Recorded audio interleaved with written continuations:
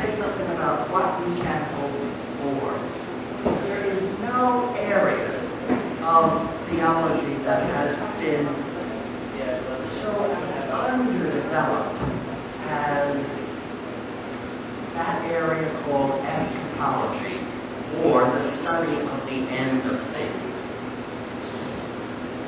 And one thing that's very important, we have no destiny as individuals without sharing a destiny as a community.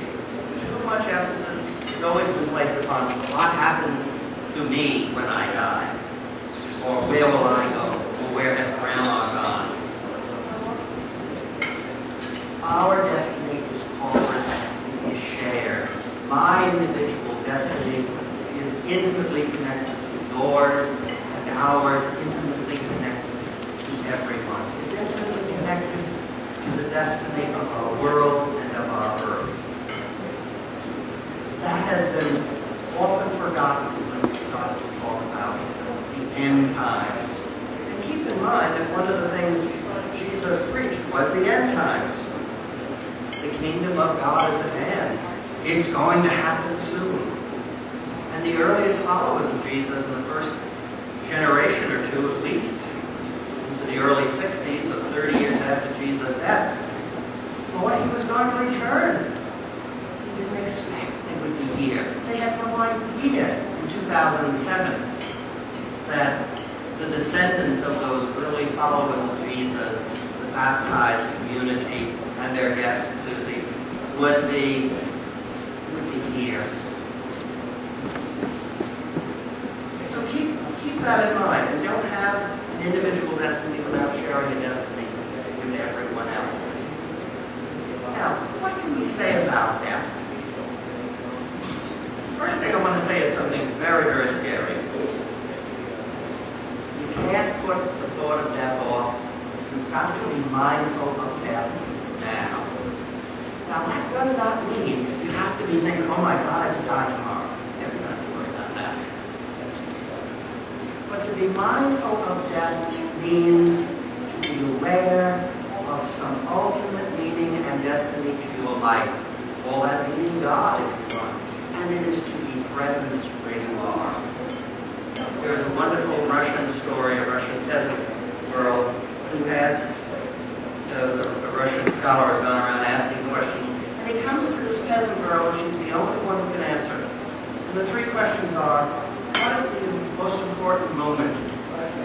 Who is the most important person? What is the most important thing to do? And the answer is very simple.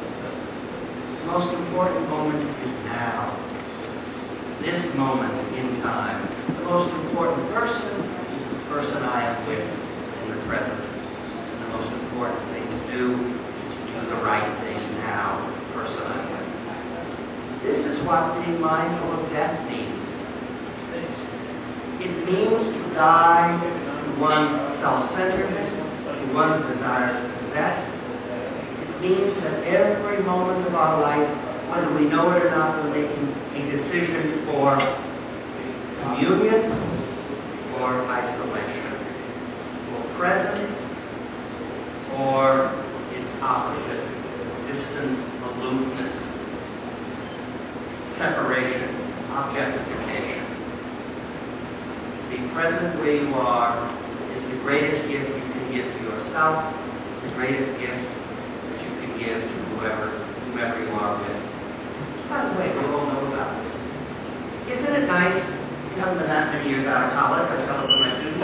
Isn't it nice when you go to a class, it happens maybe one class a term, maybe two if I'm really lucky, where the class starts, and when you think it's halfway through, it's over. Why? Because you've been present. Isn't it nice to sit and have dinner with friends, and all of a sudden you realize it's an hour later than you thought? Why? Because you're not standing back looking at your watch. You are there, you are engaged.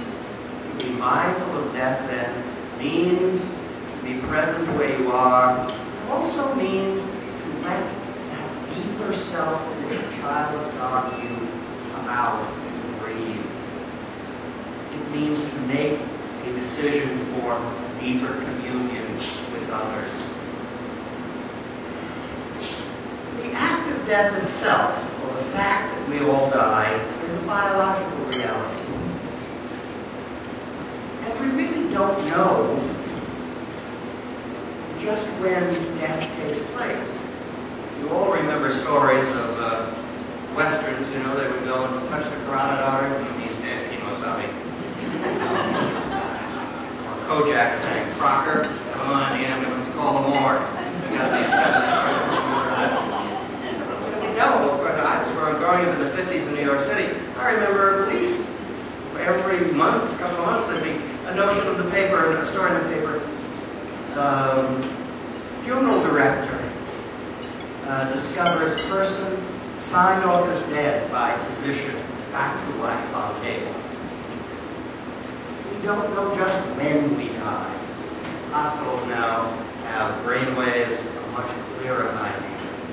But let's change our understanding of death, and I want to suggest an interesting theory that some of you may have heard, and that is, death is not just something that happens to us, it's something we do. And not only is it something we do, it's the most important thing in life we could do.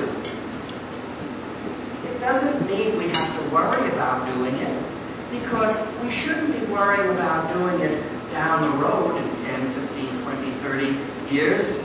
If we're mindful of death now, we are doing it.